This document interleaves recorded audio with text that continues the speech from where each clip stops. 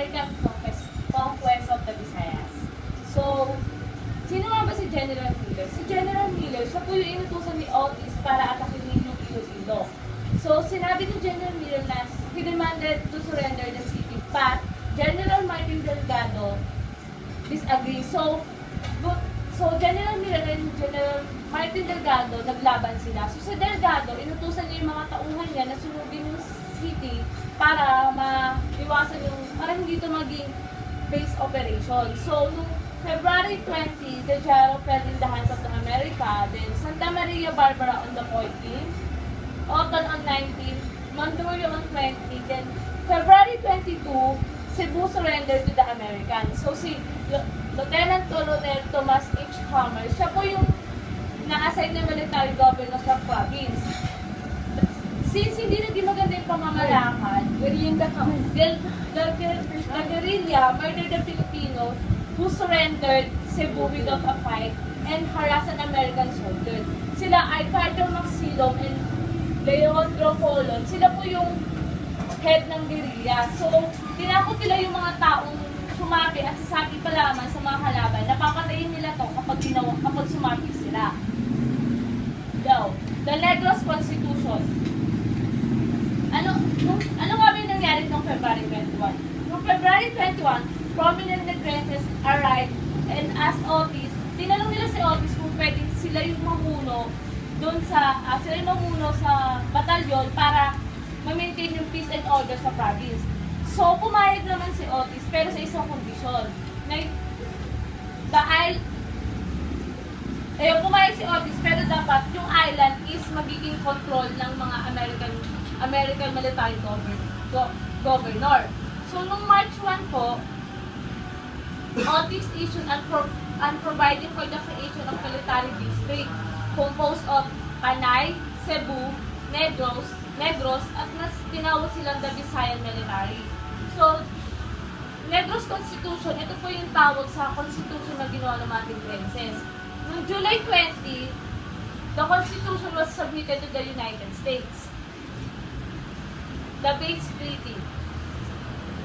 Okay, si General John C. Bates, siya po yung nakipagkasundo sa Sultan na magkaroon na yung Muslim at Americans could coexist peacefully. So, ibig sabihin, pwede silang magsama or pwede silang pareho mag-exist doon sa isang lugar.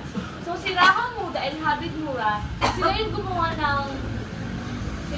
ng order na hindi dapat ma-occupied yung point ng Hulu except lang doon sa town ng Hulu. Tapos, sabi daw dito, dapat daw, yung sultan pa rin yung mamumuno at saka sila pa rin yung parang mangongolekta ng buwis sa mga tao. So, noong August 20, the treaty was signed by the General Bates, Sultan, Raham Muda, Dato Atis, Dato Calvi, and Dato Huwakanain. Aguinaldo fell to the mountain. So, sa Lingayen Gulf, ito po yung place kung saan nag-set ng battle si Otis para mapigilan yung retreat ni Aguinaldo. Sa Angeles, Pampanga, dito po nag-decide si Otis na itrap si Aguinaldo. So, noong October 12, ito yung the American offensive began.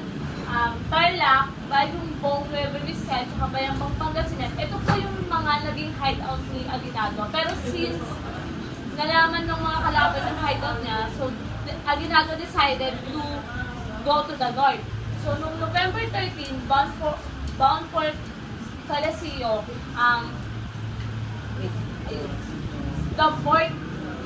the train boarded together with his son, wife, sister, and other cabinet member.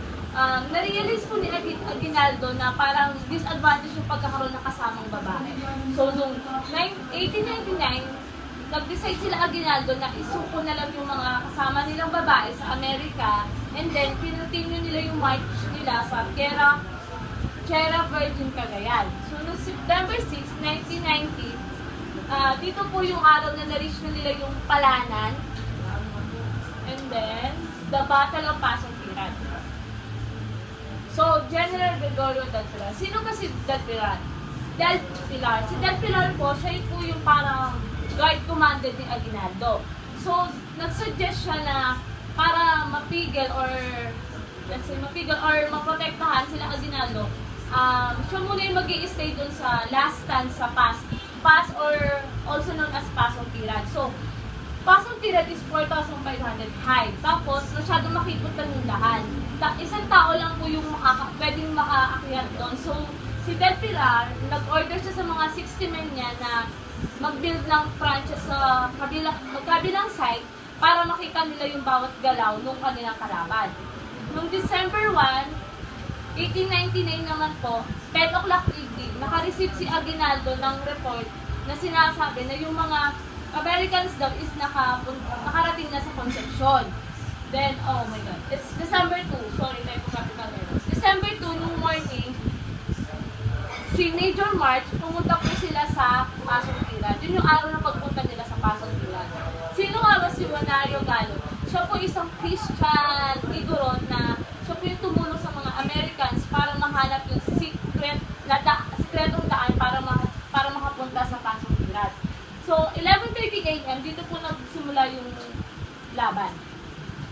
Okay, the capture of Aguinaldo. So, dahil na sa pagkatalo ng nila Aguinaldo, maraming mga Pilipino ang nag-decide na sumuko na lamang. So, dahil na marami ng sumuko, the Americans conducted a campaign propaganda to win the Filipinos. Sino-sino po yung mga ginamit nila? Silang Cayetano Arellano, Felipe Buencamino, Trinidad Pardo de Tavera, Benito Legarda, at sila po yung mga taong ginamit ng mga